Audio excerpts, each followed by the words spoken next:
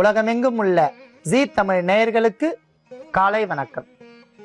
அன்பான நேயர்களே, இப்போது நாம் பார்க்க போகும் மருத்துவம் ஒரு ஆன்மீகம் கலந்த ஒரு மருத்துவத்தை இப்போது நாம் பார்க்க போகிறோம்.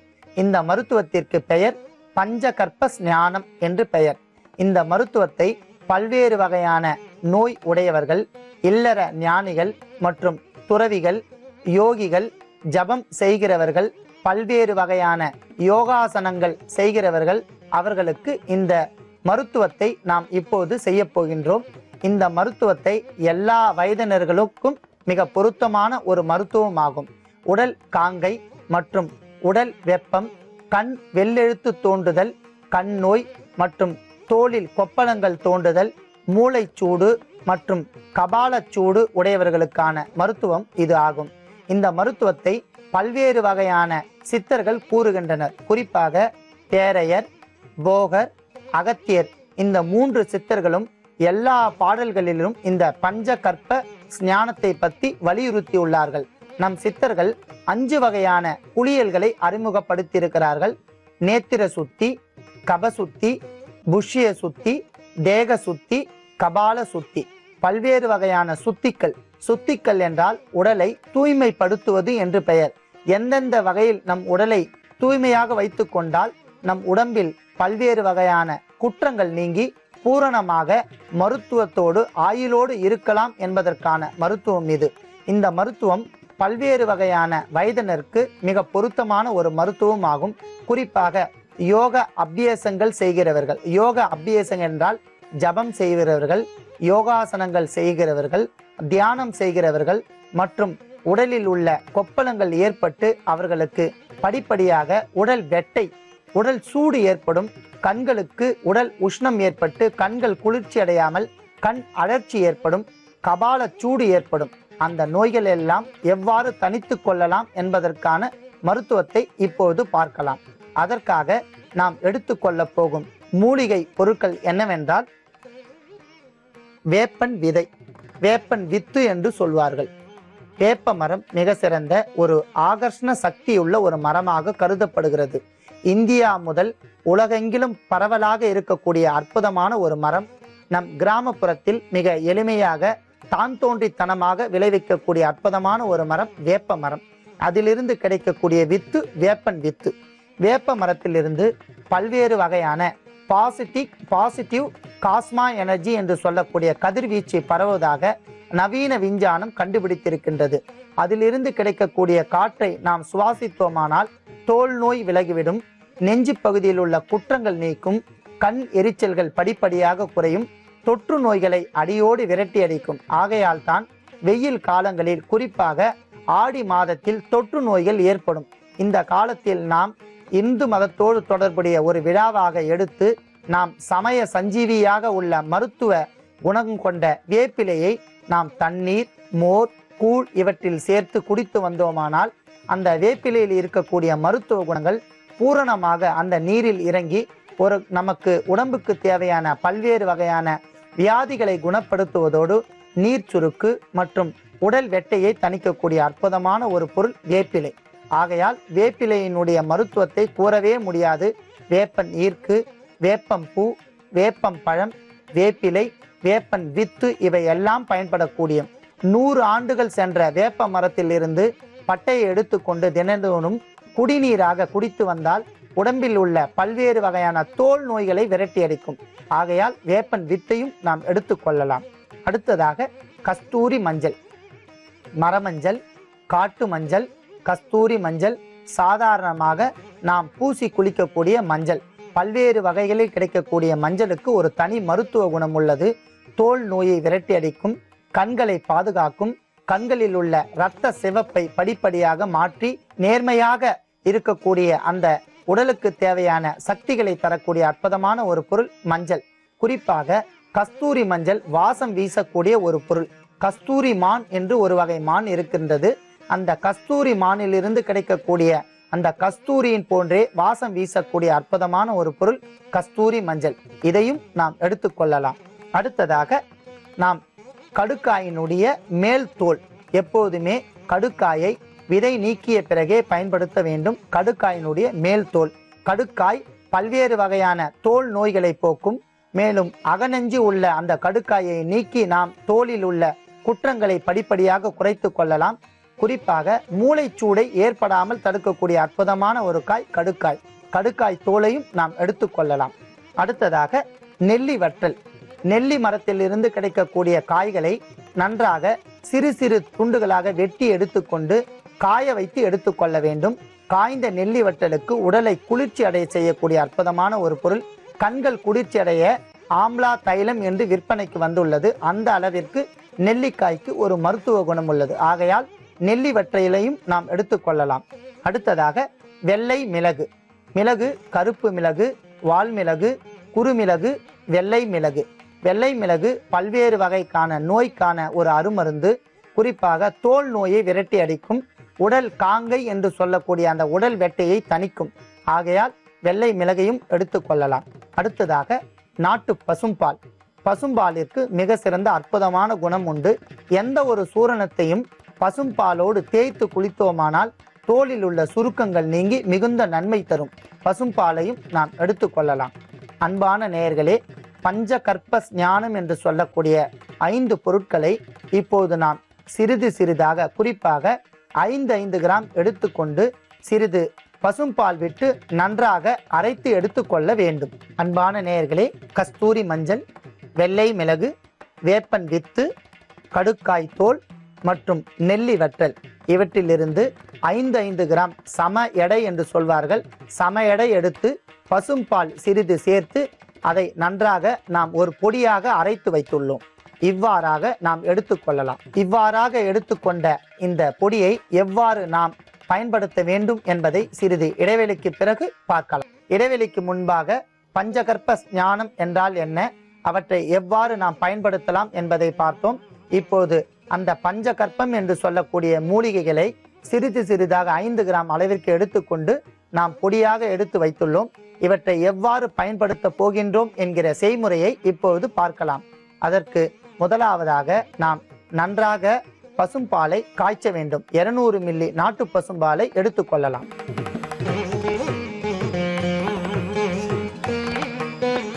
அன்பான நேயர்களே, நம் சித்தர் பெருமக்கள் நம் மக்களுக்கு மிக எளிதாக கிடைக்கக்கூடிய மருத்துவத்தையே எப்போதுமே பரிந்துரை செய்கிறார்கள். வேப்பன் வித்திற்காக நாம் எங்கேயும் அலைய வேண்டாம். நம் வீட்டு தோட்டத்திலேயே கிடைக்கக்கூடிய அற்புதமான ஒரு பொருள். மேலும் நெல்லிக்காயும் நாம் வீட்டு தோட்டத்தில் மரமாக வளர்த்து வைத்துள்ளோம். மிளகு என்று சொல்லக்கூடிய வெள்ளை மிளகை நம் அஞ்சரை பெட்டியில் வைத்து கொண்டு பயன்படுத்தலாம். மேலும் கடுக்காய் நம் வீட்டு அஞ்சரை பெட்டியில் இருக்கக்கூடிய சாதாரணமாக ஒரு பொருள். மஞ்சளையும் கஸ்தூரி மஞ்சளையும் நாம் வாங்கிக் கொள்ளலாம். இவையெல்லாம் மிக எளிதாக கிடைக்கக்கூடிய பொருட்கள். இவற்றை கொண்டே நம் உடம்பில் வரக்கூடிய தோல் நோய்கள் மற்றும் கண் எரிச்சல், உடல் காங்கை மற்றும் மூளைச்சூடு, கபாலச்சூடு இவையெல்லாம் மிக எளிதாக போக்கிக் கொள்ளலாம். இதற்காக நாம் அதிகப்படியாக பொருட்செலவும் செய்ய வேண்டாம். மிக குறைந்த செலவிலேயே இந்த பஞ்சகற்ப ஞான பொடியை நாம் தயாரித்து கொள்ளலாம். அன்பான நேயர்களே, நன்றாக கொதித்து கொண்டிருக்கின்ற பசும்பாலில் நாம் ஏற்கனவே அரைத்து எடுத்துள்ள, பால் விட்டு அரைத்து எடுத்துள்ள இந்த பஞ்சகற்ப ஞான பொடியை 2 தேக்கரண்டி சேர்க்க வேண்டும்.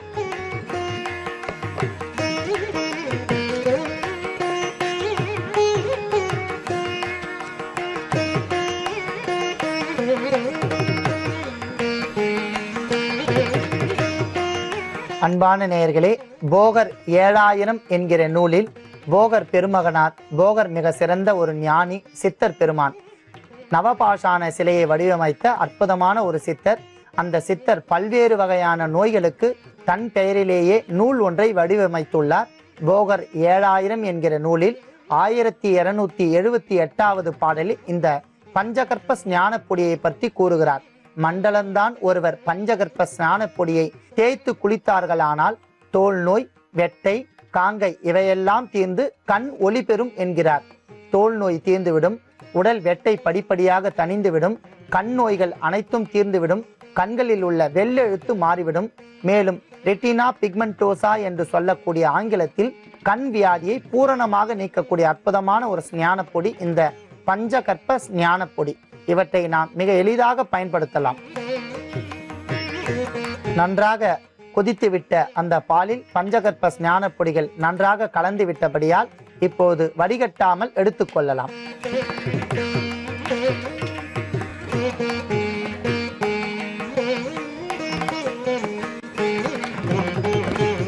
அன்பான நேயர்களே, இந்த பஞ்சகற்ப ஞான பொடி மற்றும் பசும்பாலில் நன்றாக கலந்து விட்டபடியால் இவற்றை பூரணமாக ஆற வைத்து விட வேண்டும். ஒரு சிறிது அளவு சூடு கூட இந்த பசும்பாலில் இருக்கக்கூடாது. நன்றாக ஆறிய பாலை எடுத்து நாம் உச்சந்தலை என்று சொல்லக்கூடிய இந்த பகுதி நன்றாக தேய்க்க வேண்டும் மற்றும் உடம்பில் உள்ள எல்லா பாகங்களிலும் தேய்த்து அரை மணி நேரம் கழித்து குளிர்ந்த நீரில் குளிக்க வேண்டும். வெந்நீரில் அல்ல, நன்றாக குளிர்ந்த நீரில் குளித்து வந்தோமானால் உடல் காங்கை, உடல் வெட்டை, கபாலச்சூடு மற்றும் யோகிகள் மற்றும் ரிஷிகள் தவம் செய்கிறவர்களுக்கு ஏற்படக்கூடிய கொப்பளங்கள் படிப்படியாக மறைந்து அவர்களுக்கு ஞான நிலை எய்தும். இது ஒரு ஆன்மீகம் கலந்த மருத்துவம். அவர்களுக்கு துரியம் என்று சொல்லக்கூடிய நிலை எய்துவிடும். மிக எளிதாக கிடைக்கக்கூடிய ஆன்மீக தேரை அவர்கள் அடைவார்கள். உடல் வெட்டை நீங்கி உடல் ஆரோக்கியமாக இருக்கும். இந்த பஞ்சகற்ப ஞான பொடியை மாதத்திற்கு 2 முறை மட்டுமே பயன்படுத்த வேண்டும். அதிகாலை 8 மணிக்குள் பயன்படுத்த வேண்டும். சூரிய உதயத்திற்கு பின்பு 8 மணிக்குள் பயன்படுத்தி குளிக்க வேண்டும். பிறகு பயன்படுத்தினால் இதனுடைய மருத்துவ குணங்கள் வேலை செய்யாது. அதே மாதிரி சூரிய உதயத்திற்கு முன்பாக இதை பயன்படுத்தக்கூடாது. சூரிய உதயம் அடைந்த பிறகு 8 மணிக்குள் இந்த பஞ்சகற்ப சாணப்பொடியை சேர்த்து குளித்தோமானால் பூரணமாக அவர்கள் நோய் விலகி உடம்பில் உள்ள அத்தனை திசுக்களும் நன்றாக வளர்ச்சி அடைந்து ஆன்மீக தேரை மிக எளிதாக அடைவார்கள். அன்பான நேயர்களே, யோகிகள், ரிஷிகள், தவம் செய்வர்கள் மற்றும் இல்லற யோகிகள் கண்டிப்பாக இந்த நிகழ்ச்சியை பார்த்து கொண்டு இந்த குறிப்புகளை குறித்து வைத்து கொண்டு அவர்கள் தாராளமாக பயன்படுத்தலாம். நீங்களும் பயன்படுத்தி பிறருக்கும் கூறலாம். இடைவெளிக்கு முன்பாக நாம் பஞ்சகற்ப ஞானம் எவ்வாறு செய்வது, அந்த ஞான பொடியால் என்னென்ன நன்மைகள் ஏற்படும் என்பதை பார்த்தோம். இப்போது துணை மருத்துவமாக தோலிற்கு அழகு மற்றும் பல்வேறு வகையான தோல் நோய்களை போக்கக்கூடிய ஒரு ஞான பொடியை இப்போது நாம் தயாரிக்க போகின்றோம். மேலும் ஒரு சிலருக்கு ஸ்ரிங்கிள்ஸ் ஸ்கின் என்று சொல்வார்கள், தோல் சுருக்கங்கள். அந்த தோல் சுருக்கங்களையும் எவ்வாறு வராமல் பாதுகாக்கலாம் என்பதற்கான மருத்துவத்தையும் இப்போது நாம் பார்க்கலாம். அதற்காக நாம் எடுத்துக்கொண்டுள்ள பொருள் தேங்காய் பால். தேங்காயிலிருந்து கிடைக்கக்கூடிய அற்புதமான அனைத்து பொருட்களுமே மிகுந்த நன்மை தரக்கூடிய ஒரு பொருள். ஆகையால் தேங்காய் சக்கையிலிருந்து நன்றாக அரைத்தெடுத்த தேங்காய் பால். அடுத்ததாக துவரம் பருப்பு, நார்ச்சத்துள்ள அற்புதமான ஒரு பருப்பு துவரம் பருப்பு, அதையும் நாம் எடுத்துக்கொள்ளலாம். அடுத்ததாக பாசி பருப்பு என்கிற பைத்தம் பருப்பு, தோலிற்கு அழகு மற்றும் தோல் சுருக்கங்களை நீக்கக்கூடிய ஒரு அற்புதமான பருப்பு, இதையும் நாம் எடுத்துக்கொள்ளலாம். அடுத்ததாக கஸ்தூரி மஞ்சள், அற்புதமான வாசம் வீசக்கூடிய ஒரு மஞ்சள், கிருமி நாசினி. கஸ்தூரி மஞ்சளையும் நாம் எடுத்துக்கொள்ளலாம். அடுத்ததாக கடலை பருப்பு, பல்வேறு வகையான தோல் நோய்களை விரட்டி அடிப்பதில் மிக முக்கிய பங்கு வகிக்கின்றது. ஃபைபர் சத்துள்ள ஒரு அற்புதமான ஒரு பொருள் கடலை பருப்பு, இதையும் நாம் எடுத்துக்கொள்ளலாம். அடுத்ததாக கசகசா, மிகுந்த வாசனை உடைய அற்புதமான ஒரு பொருள். உணவுப் பொருட்களிலும் இதை சேர்க்கலாம். தோல் நோய் வராமல் பாதுகாக்கும் ஞான பொடி என்று சொல்லக்கூடிய குளியல் பொடியில் இதை நாம் சேர்த்து கொள்ளலாம். கசகசாவையும் நாம் எடுத்துக்கொள்ளலாம். இறுதியாக உளுந்து, மேல் தோல் நீங்கிய உளுந்த பருப்பு, இதையும் நாம் எடுத்துக்கொள்ளலாம். பல்வேறு வகையான தோல் நோய்கள் மற்றும் எலும்புகளுக்கு பலம் தரக்கூடிய அற்புதமான ஒரு பொருள் உளுந்து, இதையும் நாம் எடுத்துக்கொள்ளலாம். அன்பான நேயர்களே, இத்தனை பொருட்களையும் கொண்டு நாம் தோல் சுருக்கங்கள் மற்றும் தோலிற்கு நிறங்கள் என்று சொல்லக்கூடிய அழகு தரக்கூடிய அற்புதமான ஒரு குளியல் பொடியை நாம் எவ்வாறு தயாரிக்கலாம் என்பதை இப்போது பார்க்க போகிறோம். அத்தனை பொருட்களிலிருந்தும் சம எடை என்று சொல்லக்கூடிய 10 கிராம் அளவிற்கு எல்லா பொருட்களிலிருந்தும் எடுத்துக்கொண்டு தேங்காய் பால் நீங்களாக எல்லா பொருட்களும் 10 கிராம் எடுத்துக்கொண்டு நன்றாக நாம் பொடி செய்ய வேண்டும். நன்றாக பொடி செய்த இந்த சூரண பொடியை நாம் எடுத்துக்கொள்ளலாம். இவற்றிலிருந்து நமக்கு குளியல் பொடி செய்வதற்காக தேங்காய் பாலை நாம் எடுத்து வைத்துள்ளோம். அற்புதமாக மேல் தோலிற்கு அழகு மற்றும் மேல் தோலில் உள்ள குற்றங்கள் பூரணமாக நீக்கிவிடும். இதை வெளிப்புறமாக பயன்படுத்தினாலும் நன்மை, உட்புறமாக பயன்படுத்தலாம். தேங்காய் பாலை நாம் வாரத்திற்கு ஒரு முறை குடித்து வந்தோமானால் குடல் புண்களை அறவே அகற்றிவிடும். மேலும் வாய் துர்நாற்றத்தை போக்கும். குடலில் உள்ள பல்வேறு குற்றங்களையும் நீக்கும். தேங்காய் பாலையும் நாம் எடுத்துக்கொள்ளலாம்.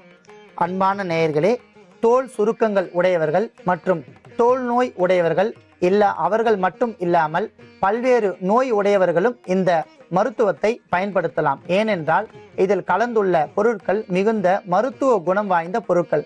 ஆகையால் எல்லா வயதினரும் எல்லாரும் இந்த மருத்துவத்தை பயன்படுத்தலாம். இப்பொழுது தேங்காய் பாலை ஒரு 50 மில்லி அளவிற்கு நாம் அரைத்து எடுத்து வைத்துள்ளோம். அதனுடன் இந்த அரைத்து வைத்துள்ள பொடியை ஒரு முழு தேக்கரண்டி அளவிற்கு சேர்க்க வேண்டும்.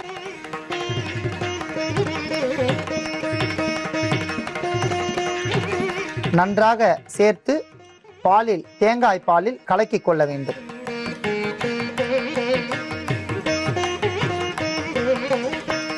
அன்பான நேயர்களே, இந்த சூரணத்தை சேர்த்த தேங்காய் பாலை எல்லா வயதினரும் பயன்படுத்தலாம். இந்த சூரணத்திற்கு மிகுந்த மருத்துவ குணம் உள்ளது. சிறியவர்கள் முதல் பெரியவர்கள் வரை பயன்படுத்தலாம். இதை தேய்த்து குளித்தோமானால் அவர்களுக்கு தோல் சுருக்கங்கள் படிப்படியாக விலகிவிடும் மற்றும் தேகம் அழகு பெறும். தேக காந்தி என்று சொல்வார்கள். காந்தி என்றால் ஒளி வீசுதல் என்று பெயர். தேக காந்தி ஏற்பட்டு அவர்களுக்கு மேனியில் அழகு கூடும். அற்புதமான இந்த தேங்காய் பால் கலந்த சூரணத்தை கண்டிப்பாக பயன்படுத்தலாம். மிக எளிதாக கிடைக்கக்கூடிய பொருட்கள் இவையெல்லாம். இதற்காக நாம் எங்கும் அலைய வேண்டாம். நம் வீட்டு அஞ்சரை பெட்டியில் கிடைக்கக்கூடிய பொருட்கள் தான் இவைகள் எல்லாமே. ஆகையால் இவற்றை எடுத்து சூரணத்தை தயாரித்து வைத்துக் கொள்ளலாம். தேவைப்படுகின்ற பொழுது மட்டும் தேங்காய் பாலை சுத்தமாக புதியதாக தயாரித்து வைத்துக் கொள்ள வேண்டும். புதியதாக தயாரித்த தேங்காய் பாலுடன் இந்த சூரணத்தை கலந்து ஒரு தேக்கரண்டி முழுமையாக ஒரு தேக்கரண்டி சேர்த்து காலை வேளையில் குளிப்பதற்கு முன்பாக உடம்பு எங்கும் தலைப்பகுதியில் பூச வேண்டாம். உடம்பு பகுதியில் மட்டும் நன்றாக பூசிவிட்டு அரை மணி நேரம் கழித்த பிறகு வெந்நீரில் குளிக்க வேண்டும். ஏற்கனவே கூறிய சூரணத்திற்கு குளிர்ந்த நீர் நாம் கூறியுள்ளோம். இந்த சூரணத்திற்கு வெந்நீர் மட்டுமே பயன்படுத்த வேண்டும். ஏனென்றால் சூரணத்தினுடைய பரிபூர்ண தன்மை நன்றாக வேலை செய்யும். ஆகையால் வெந்நீரை பயன்படுத்த வேண்டும். இதை தேய்த்து அரை மணி நேரம் கழித்து இளம் வெந்நீரில் குளித்து வந்தார்களானால் அவர்களுக்கு தேகம் ஒளி பெறும். தோல் சுருக்கங்கள் படிப்படியாக நீங்கிவிடும். அன்பான நேயர்களே, இப்போது நாம் மதுபோதை பழக்கத்திற்கு அடிமையானவர்களை எவ்வாறு அதிலிருந்து மீட்டு எடுக்கலாம் என்பதற்கான மருத்துவத்தை பார்க்க போகிறோம். அதற்காக நாம் எடுத்துக்கொள்ள போகும் மூலிகை கொத்தமல்லி. அற்புதமான வாசனை உடைய அற்புதமான ஒரு பொருள் கொத்தமல்லி. சிறுமூளையில் ஏற்படக்கூடிய பாதிப்பை அறவே ஒழிக்கச் செய்யக்கூடிய அற்புதமான ஆற்றல் இந்த கொத்தமல்லிக்கு இருப்பதால் நாம் கொத்தமல்லி எடுத்துக்கொண்டுள்ளோம். அடுத்ததாக ஆட்டுப்பால், வெள்ளாட்டுப்பாலை நாம் 200 மில்லி அளவிற்கு எடுத்துக்கொண்டுள்ளோம். இறுதியாக விதை நீக்கிய பேரிச்சம்பழம். அன்பான நேயர்களே, இந்த மதுபோதை பழக்கத்திற்கு ஆளானவர்கள் படிப்படியாக அந்த போதை பிடியில் சிக்கி அவர்கள் உயிருக்கே உலை வைத்துக்கூடிய ஒரு மோசமான பின்விளைவை அவர்கள் சந்திப்பார்கள். அவர்களுக்கு சிறுநீரகம் பாதிப்படையும். மேலும் சிறுமூளை பாதிப்படைந்து அவர்கள் கோமா ஸ்டேஜ் என்று சொல்லக்கூடிய நினைவிழத்தல் என்கிற நோய்க்கு ஆளாவார்கள். அந்த நோயிலிருந்து அவர்களை எவ்வாறு மீட்டெடுக்கலாம் என்பதை இப்போது பார்க்க போகிறோம். அதற்காக நாம் 200 மில்லி வெள்ளாட்டு பாலை நன்றாக காய்ச்ச வேண்டும். அன்பான நேயர்களே, இந்த போதை பழக்கத்திற்கு ஆளானவர்கள் அதிலிருந்து மீளவே முடியாது. ஏனென்றால் போதை பழக்கத்திற்கு ஆளானவர்கள் படிப்படியாக அந்த சிறுமூளை மற்றும் பெருமூளையில் உள்ள செல்களில் அவற்றை குடிப்பதற்குண்டான காரணிகள் தூண்டிவிட்டு படிமானமாக படியச் செய்யும். அதிலிருந்து அவர்களுக்கு குறிப்பிட்ட நேரம் வரும்போது போதையை கண்டிப்பாக அந்த மதுவை அருந்த வேண்டும் என்ற எண்ணம் தோன்றும். அந்த எண்ணத்தை அறவே ஒழிப்பதற்கும் போதை பழக்கத்திலிருந்து பூரணமாக மீட்டு கொள்வதற்கும் ஒரு அற்புதமான ஒரு மூலிகை கொத்தமல்லி ஆகும். இந்த கொத்தமல்லியை தினந்தோறும் வெறும் வயிற்றில் சாப்பிட்டு வந்தால் நமக்கு ஏற்படக்கூடிய வயிற்று நோய்களை தணிப்பதோடு மூளை செல்களை சுறுசுறுப்படைய செய்யும். போதை பழக்கத்திற்கு ஆளானவர்களுக்கான சிறுமூளை பாதிப்பை அறவே தடுக்க செய்யக்கூடிய அற்புதமான ஆற்றல் இந்த கொத்தமல்லியில் உள்ளது. அன்பான நேயர்களே, இந்த நவீன உலகில் சிறுவர்கள் கூட மது பழக்கத்திற்கு ஆளாகி விடுகிறார்கள். ஏனென்றால் அவர்கள் பல்வேறு வகையான புறச்சூழலில் வளர்ந்து வருகிறார்கள். அகம்புறம் என்று சொல்லக்கூடிய நட்பு மற்றும் பல்வேறு வகையான சீரியல்கள் மற்றும் பல்வேறு வகையான தொலைக்காட்சிகள் என்னதான் எச்சரித்தாலும் அவர்கள் வளர்ந்து வரக்கூடிய சூழ்நிலைக்கேற்ப போதை பழக்கத்திற்கு அவர்கள் ஆளாகி விடுகிறார்கள்.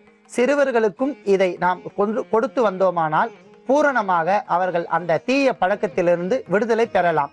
அந்த அற்புதமான மருத்துவத்தை நாம் பார்த்து கொண்டிருக்கிறோம். இப்போது நன்றாக கொதித்து கொண்டிருக்கின்ற வெள்ளாட்டு பாலில் கொத்தமல்லி தழைகளை நாம் 10 கிராம் அளவிற்கு போட்டு நன்றாக கொதிக்க வைக்க வேண்டும். அன்பான நேயர்களே, ஏற்கனவே நாம் பார்த்தது போல பேரிச்சம்பழம் மூளை அழற்சி மற்றும் மூளை சோர்வை போக்கும். கொத்தமல்லி சிறுமூளையில் ஏற்படக்கூடிய தீய பழக்கத்திற்கான காரணிகளை அறவே அழிக்கும் என்பதால் நாம் கொத்தமல்லி தழையை பயன்படுத்துகின்றோம். அடுத்ததாக நாம் விதை நீக்கிய பேரிச்சம்பழத்தை எண்ணிக்கையில் 3 அல்லது 4 பாலில் போட்டு நன்றாக காய்ச்ச வேண்டும். நன்றாக கொதித்த அந்த பாலை இப்போது நாம் வடிகட்டாமல் அப்படியே எடுத்துக்கொள்ளலாம்.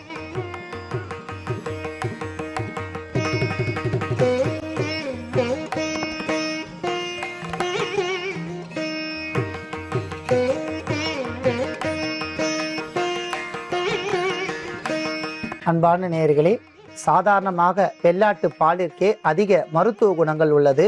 மேலும் இதனுடன் மருத்துவ குணங்கள் அடங்கிய மூலிகை கொத்தமல்லி மற்றும் சூரிய சக்தி என்று சொல்லக்கூடிய அந்த சோலார் எனர்ஜி என்று சொல்லக்கூடிய சூரிய சக்தி அடங்கிய இரும்பு சத்துள்ள பேரிச்சம்பழம் இவை இரண்டும் கலந்து மருத்துவ குணமுடைய ஒரு வெள்ளாட்டு பால் நாம் காய்ச்சி எடுத்துள்ளோம்.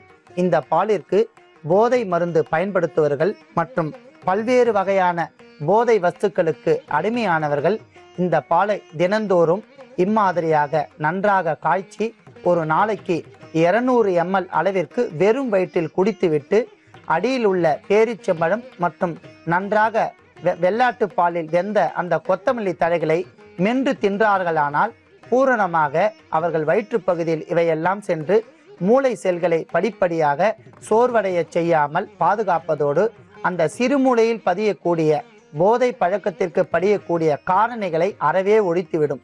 அவர்களுக்கு போதை மீண்டும் அருந்தும் கூடிய வாய்ப்பே ஏற்படாதவாறு தடுத்துவிடும். ஏனென்றால் கொத்தமல்லி தழைக்கு அவ்வளவு ஒரு மகத்துவம் உள்ளது. சிறுவர்கள் பாதிக்கப்பட்டால் அவர்களுக்கும் தரனார், பெரியவர்களும் மற்றும் போதை பழக்கத்திற்கு ஆளானவர்கள் படிப்படியாக மீண்டு விடுவார்கள். இந்த கொடிய பழக்கத்திலிருந்து மீள்வதற்கு மிக எளிமையான இந்த மருத்துவ முறையை அனைவருமே பயன்படுத்தலாம். போதை பழக்கத்தில் இருப்பவர்களுக்கு இந்த மருத்துவத்தை கூறி அவர்களை நல்வாழ்வு படுத்தலாம்.